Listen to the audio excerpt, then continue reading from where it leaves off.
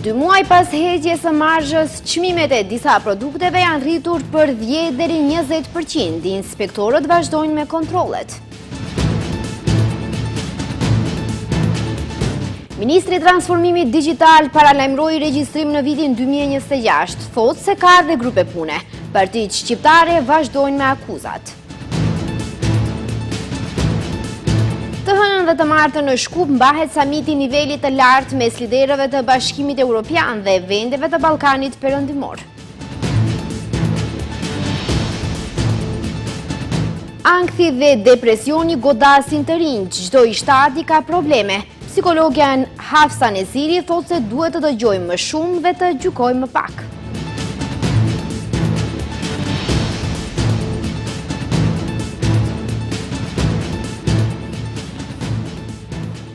Përshëndetje të nderuar shikues, jemi bashkë me edicionin informativ të orës 15:55. 2 muaj pas heqjes së marzhës, çmimet e disa produkteve janë rritur për 10 deri 20%. Drejtori i Inspektoratit Shtetëror të Tregut, Vlatko Stojkoski, thotë se ka rritje çmimesh dhe tek produktet bazë, por ka dhe ulje tek pemët dhe perimet. I pyetur për përforcimin e kontrolleve në objekte hotelierike pas tragjedisë në diskotekën Puls në Koqan, Stojkoski tregoi se kanë vërejtur parregullsi të shumta. Çmimet vazhdojnë të rriten. Rritje prej 10 deri 20% është vërejtur tek produktet e higjienës dhe ushqimet e foshnjeve, kurse rritje nga 3 deri 5% te produktet bazë. Këtë e konfirmoi drejtori i Inspektoratit Shtetëror të Tregut Vlatko Stojkoski nga kontrollet që kanë bërë së fundmi në përmarkete, ndërkaq thotë se ka ulje deri në 100% të çmimeve të pemëve dhe perimeve. Ka rritje të caktuara të çmimeve në treg, tek shitjet me pakicë, ndërsa tek shitjet me shumicë kryesisht çmimet janë kthyer sikur ishin para vendimit. Ka rritje të caktuara nga 3 deri në 5% tek produktet bazë, kurse tek produktet e higjienës për higjenë personale, ushqim për foshnjë dhe pelena për foshnjë, rritjet dalin nga 10 deri në mbi 20%, ndërsa ka ulje çmimeve nga 20 deri në 100% tek pemët dhe perimet. Ndërkaq i pyetur për përforcimin e kontrolleve në objekte hotelierike pas tragjedisë në diskotekën Puls, Stojkoski tregoi se kanë vërejtur parregullsi të shumta. Vërejtjet janë nga mospasja e licencës, kushte jo adekuate, gjegjesisht mungese kushteve minimale teknike të çfarëdo lloj konteksti, tejkalim të orarit të punës, mos respektimi ligjit për veprimtari hotelierike, gjegjesisht të respektimit të orarit të punës dhe parregullsi të tjera. Këtu ai përmendi se aktualisht në Shkup asnjë objekt nuk ka licencë për kabare, ndërsa në nivel të shtetit kanë licencë vetëm 14 objekte hotelierike. Duke treguar për punën e inspektoratit, ai tha se nga 1 nëntori 2024 deri më 15 qershor 2025, Inspektorati Shtetëror i Tregut ka realizuar gjithsej 17.359 kontrolle, nga të cilat janë dhënë 4.552 urdhër pagesa në vlerë prej 110 milion e 185.483 denarëve. Ministri i Transformimit Digital, Stefan Andonovski, paralajmëroi regjistrim të parakohshëm digital të popullsisë. Ai tha se në programin e qeverisë se kanë vendosur që ky operacion të kryhet në vitin 2026, ndërsa sqaroi se grupet e punës vetëm janë formuar. Ministria e Transformimit Digital është e gatshme për të realizuar regjistrim digital në vitin 2026, kështu ka deklaruar mbrëm për televizionin Sitel, ministri Stefan Andonovski, i cili për më tepër ka thënë se regjistrimi digital është vendosur edhe në program të qeverisë.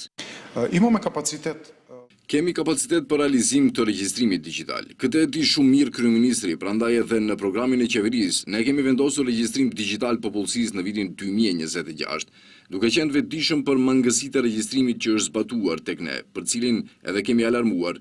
Ne thamë se i njëjti është patjetër të revidohet, sepse edhe atëherë kemi vlerësuar se metodologjia nuk ka qenë e mirë. Andonovski shkoi edhe një hap më tutje duke thënë se për të realizuar një proces të tillë, në qeveri janë formuar edhe grupet e punës, që përbëhen nga antar të Ministrisë për Transformim Digital, antar të Kuvendit, Entit Shtetëror të Statistikave dhe Ministrisë së Punëve të Brendshme. Ne si ministri jemi të detyruar me vendim të qeverisë të formojmë një grup pune të gjerë, në cilin do të bëjnë pjesë kuvendi dhe enti shtetëror i statistikave, Ministria e Punëve të Brendshme dhe institucione tjera për diskutim se cilat janë kushtet që duhet përmbushen që të kemi regjistrim digjital. Ne e thamë 2026 sepse vlerësojmë se atëherë do të jemi gati. A do të vendos politika që atë ta bëjmë vitin 2026 apo ta bëjmë të rregullt në vitin 2031, ne patjetër të jemi gati si institucion. Për regjistrimin e popullsisë dhe shkeljet së fundi janë përplasur ashtë për partitë politike shqiptare. Vlen thot se Bashkimi Demokratik për Integrim ka shqitur regjistrimin, kurse BDI-a thot se akuzat e Vlenit janë vetëm një fushat për anulimin e regjistrimit të popullsisë të realizuar me sukses në vitin 2021. Sipas integristëve, regjistrimi ishte i suksesshëm dhe qëllimi i qeverisë aktuale është ulja e numrit të shqiptarëve. Lëvizja Znam mbështet propozimin e partnerit të tyre të koalicionit, kryeministrit Kristian Miskoski, për regjistrim elektronik të jashtëzakonshëm të popullsisë. Kryetari i partisë Maksim Dimitrievski tha se çdo evidentim i të dhënave jo vetëm për qytetarët, por para së gjithash për shtetin, është i rëndësishëm për të ndërtuar strategjitë afatgjate për zhvillim. I pyetur nëse shfuqizimi i metodologjisë së regjistrimit nga ana e gjykatës kushtetuese mund të ketë implikime lidhur me numrin e këshilltarëve në zgjedhjet lokale, Dimitrievski u shpreh se në këto zgjedhje do të zgjidhen po aq këshilltarë sa kanë qenë deri më tani. Besoj në idenë e regjistrimit elektronik, e përshëndes këtë ide të kryeministrit dhe pres që ai material të vi tek ne dhe me njëherë pas saj të prononcohemi, po është mirë që çdo herë të dim se çfarë kemi, kë kemi dhe çfarë disponojmë në shtet dhe në bazë të kësaj të kryejmë plane për zhvillim më të madh të shtetit në të ardhmen. Ndërkaq, Vlen dhe BDI kanë vazhduar me akuzat të ndërsjellta rreth regjistrimit të popullsisë pas vendimit të kushtetueses për shfuqizimin e ndarjes në rezident dhe jo rezident. Koalicioni Vlen akuzon Bashkimin Demokratik për Integrim për tradhti kombëtare. Nga ky koalicion thonë se BDI-a dhe Ali Ahmeti e shitën mërgatën për tendera, ndërsa BDI thotë se fushata është pjesë e një skenari më të gjerë për të rishkruar të gjitha arritjet e dekadës së fundit. Pasi gjykata kushtetuese e shfuqizoi metodologjinë e entit të statistikave në ndarjen e qytetarëve në rezident dhe jo rezident gjatë regjistrimit të popullsisë në vitin 2021, kanë vazhduar edhe sot përplasjet mes partive politike shqiptare. Koalicioni Vlen akuzon Bashkimin Demokratik për Integrim për tradhti kombëtare. Nga ky koalicion thonë se Bashkimi Demokratik për Integrim dhe Ali Ahmeti e shitën mërgatën për tendera. Blerim Sejdiu nga koalicioni Vlen bën krahasime mes regjistrimit në disa zona shqiptare dhe numrit të votuesve në po të njëjta zona. Sipas Vlenit, regjistrimi i popullsisë në vitin 2021 u shit dhe BDI i preu në besë shqiptarët. Pyesim publikisht, si është e mundur që në Reqic të vogël regjistrimi të numëroj vetëm 1653 shqiptarë mbi 18 vjeç, ndërsa në zgjedhjet të dalin mbi 2400 votues për parti shqiptare. Pyesim po ashtu si është e mundur që në Zhelin të ketë mbi 3400 banor, ndërsa mbi 4100 votues. Si është e mundur që në fshatin Strimnic të ketë 1900 banor dhe mbi 2600 votues. Dhe kjo gjendje vazhdon edhe në shumë fshatra tjerë. Me reagim për regjistrimin e popullsisë kanë dalë edhe nga Bashkimi Demokratik për Integrim, nga ku thonë se në vazhdimsi janë duke ndjekur me shqetësim të thellë fushatën e koordinuar për diskreditimin e procesit të fundit të regjistrimit të popullsisë, një proces që sipas integristëve ka qenë ligjor, transparent dhe tërësisht i monitoruar nga faktori vendor dhe ai ndërkombëtar. Për integristët, fushata e organizuar e partive shqiptare në pushtet kundër regjistrimit nuk është e rastësishme. Fushata është pjesë e një skenari më të gjerë për të rishikuar të gjitha arritjet e dekadës së fundit, për të bërë një regjistrim të ri sipas agjendave të reja politike dhe për të rikthyer pabarazinë sistematike. E gjithë kjo është përpjekje rrezikshme për të minuar themelet e marrëveshjes së Ohrit, për të kontestuar barazinë e fituar me shumë mund dhe për të prishur marrëdhëniet ndërletnike në vend. Në këtë debat më herët ishte përfshirë edhe kryeministri, i cili nga foltorja e kuvendit kishte propozuar që të bëhet regjistrimi i jashtëzakonshëm elektronik i popullsisë në vitin e ardhshëm, por këtë Mickovski e kushtozoi që të pranohet propozimi i tyre për një njësi zgjedhore, megjithatë, një ditë më vonë, propozimin e njëjtë të tërhoqi vet Mickovski, i cili tha se regjistrimi i rregullt duhet të ndodhë në 2 vitet e para të fillimit të dekadës, duke aluduar se në vend regjistrim të popullatës mund të ketë në vitin 2031 apo 32. Akuzat dhe kundrakuzat se kush e bëri keq regjistrimin e popullsisë në vitin 2021 vazhdojnë. E radhës që ka reaguar pas vendimit të gjykatës kushtetuese është Aleanca e Arben Taravarit, të cilët për këtë rast e akuzojnë zëvendës kryeministrin Izet Mexhitin. Sipas ASH-s së Taravarit, reagimet e vlen janë përpjekjet e Mexhitit për t'u distancuar nga një proces që vete ka mbështetur. Nga ASH-ja Arben Taravarit thonë se Mexhiti dhe grupi i tij kanë humbur legitimitetin politik dhe nuk përfaqësojnë më interesat e shqiptarëve. Në qendër të kësaj zhurme politike është ish funksionari i lartë i BDI-s Izet Mexhiti, i cili po përpiqet të ikë përgjegjësisë politike për atë që vete mbështeti dhe e votoi. Por ironi të fatit, Izet Mexhiti, që në vitin 2021 ishte nënkryetari i BDI-s, sot mundohet ta paraqes veten si politikan i pastër dhe i padëmtuar, gati sikur ka zbritur para një viti nga qielli, duke harruar rolin që ka luajtur për 2 dekada në keqeverisjen shqiptare. Si mund të flas për manipulim, ai që e votoi vet ligjin e regjistrimit, Mexhiti ka qenë pjesë aktive të gjitha vendimeve që kanë dëmtuar shqiptarët në këtë vend, thonë nga Aleanca e Arben Taravarit. Komisionarja Europiane për zgjerim Marta Kos të hënën dhe të martën do të jetë në Shkup, ku do të zhvillojë takime me liderët e vendeve të Ballkanit Perëndimor. Në Shkup do të mbahet një samit i nivelit të lartë mes liderëve të Bashkimit Evropian dhe vendeve të Ballkanit Perëndimor, kushtuar strategjisë për zhvillim dhe planit të rritjes për rajonin. Të hënën dhe të martën, në Shkup, do të mbahet një samit i nivelit të lartë mes liderëve të Bashkimit Evropian dhe vendeve të Ballkanit Perëndimor, kushtuar strategjisë për zhvillim dhe planit të rritjes për rajonin. Pjesëmarrëse në samit do të jetë edhe Komisionerja Europiane për zgjerim Marta Kos. Sipas njoftimit të shpërndarë nga zyra për marrëdhënie me publikun e qeverisë, të hënën do zhvillohet një takim kokë më kokë midis kryeministrit Christian Mickovski dhe komisioneres Kos, pas së cilës do të mbahet edhe një takim bilateral me delegacione të zgjeruara. Samiti do të vazhdojë të martën me 2 panele kryesore. Paneli i parë do t'i kushtohet planit të rritjes për Ballkanin Perëndimor, ku fjalë hyrëse do të mbajnë kryeministri Christian Mickovski dhe komisionerja për zgjerim Marta Kos. Pas përfundimit të panelit, do të mbahet konferencë e përbashkët për media. Paneli i dytë do të fokusohet në zbatimin konkret të planit të rritjes, ku do të marrin pjesë ministra nga vendet pjesëmarrëse, përfaqësues të Bashkimit Evropian, organizata rajonale dhe partnerë ndërkombëtar. Komisioni Evropian konfirmoi të premten se komisionerja për zgjerim do të qëndrojë në Shkup për diskutuar me liderët e rajonit në kuadër të planit të rritjes.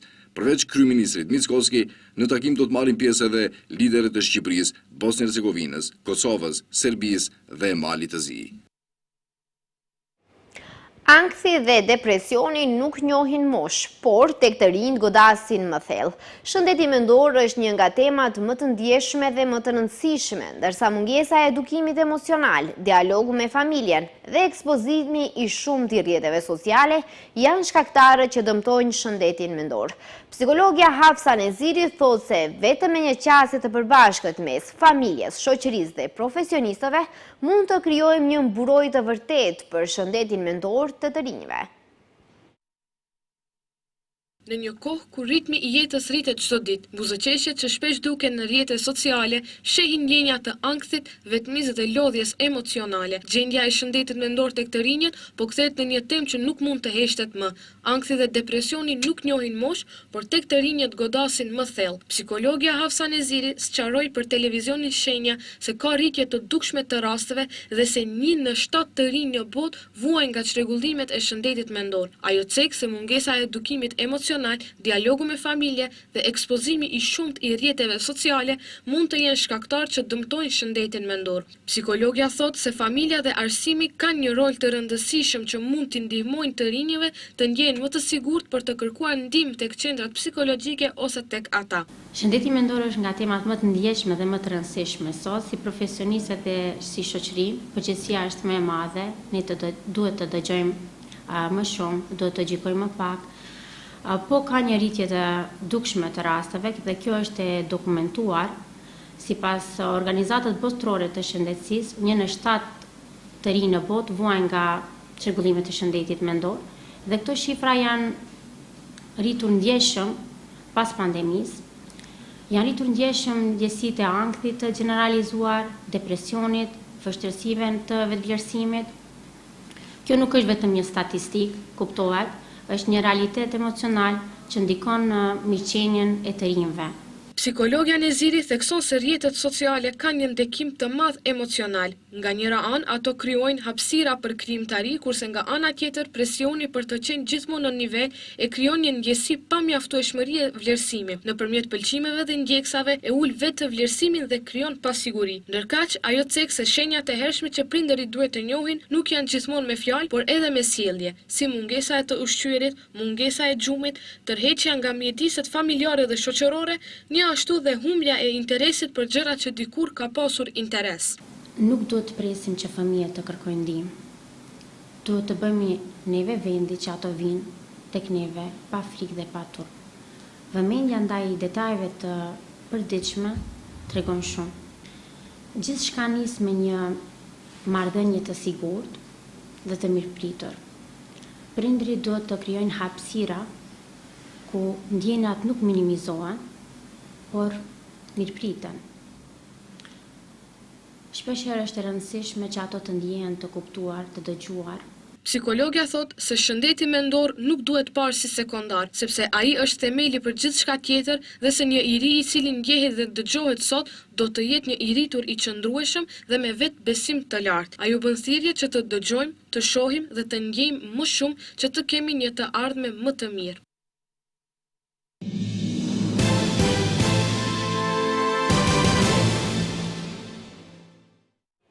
Ka përfunduar festa e Vidovdanit e cila u mbajt në Gazimestan, rreth 10 kilometra larg Prishtinës. Serbët nga Kosova, Serbia dhe vendet e rajonit e festuan edhe këtë 28 qershor Vidovdanin në kujtim të betejës kundër ushtrisë turke në Kosovë në vitin 1389.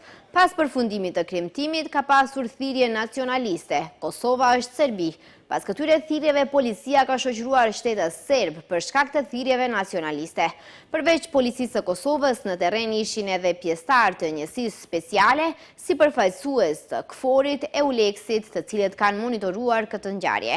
Vidovdani festohet tradicionalisht edhe nga Kisha Ortodokse Serbe, e cila kryen edhe një rit fetar si shenjë përkujtimi për ushtarët e vrarë në atë që njihet si Betejë e Kosovës.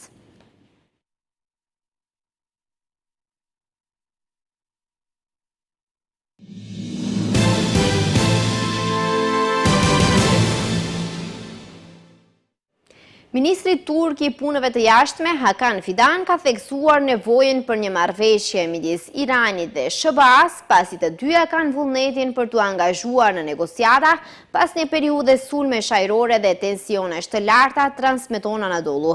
Fidan tha se çështjet rajonale, veçanërisht rripi i Gazës, Rusia, Ukraina dhe Irani, u diskutuan edhe se takimi ishte shumë konstruktiv dhe shkoi mirë.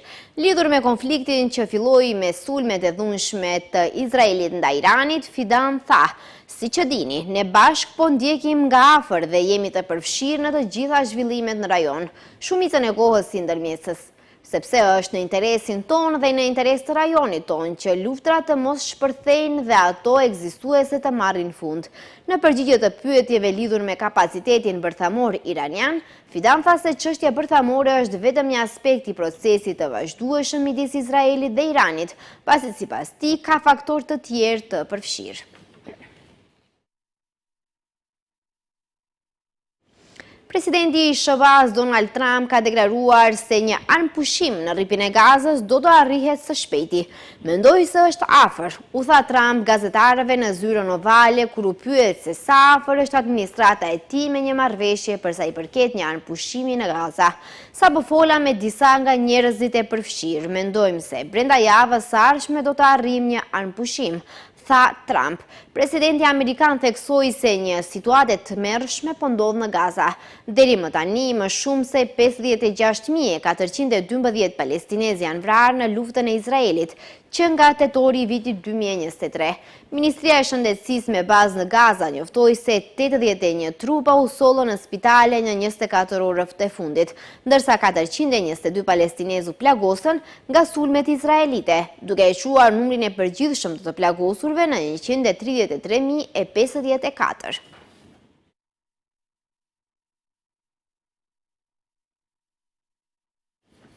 Temperatura ekstreme janë shënuar në disa pjesë të Europës, me valën e të nxehtit që ka pushtuar rajonet të ndryshme të kontinentit të vjetër. Në Greqi, shumë banorë të Athinës ju drejtuan plazheve, teksa përvëllimi goditi vendin, duke arritur kulmin në rreth 40 deri 41 gradë Celsius. Mbi 40 gradë shënoi zhiva e termometrit edhe në Turqi, duke krijuar kushte të rrezikshme. Zjarre kanë shpërthyer në Izmir, Bursa, Sakarya dhe Adana, duke nxitur reagimin urgjent të autoriteteve. Përpjekjet e zjarfikësve hasën në një pengesë tragjike në Adana, pasi një avion cistern u rrëzua teksa përpiqej të merrte ujë nga një digë aty pranë. Ndërkohë turistët dhe vendasit si në Spanjë ashtu edhe në Portugali po përgatiten për nxehtësinë këtë fundjavë, pasi temperaturat atje gjithashtu pritet të rriten ndjeshëm. Portugalia mund të përjetojë temperatura ekstreme deri në 44 gradë Celsius. Qytetarëve u është kërkuar të shmangin sidomos aktivitete që mund të shkaktojnë zjarre, duke paralajmëruar se kushtet e thata dhe erërat e forta mund të vazhdojnë të ushqejnë flakët.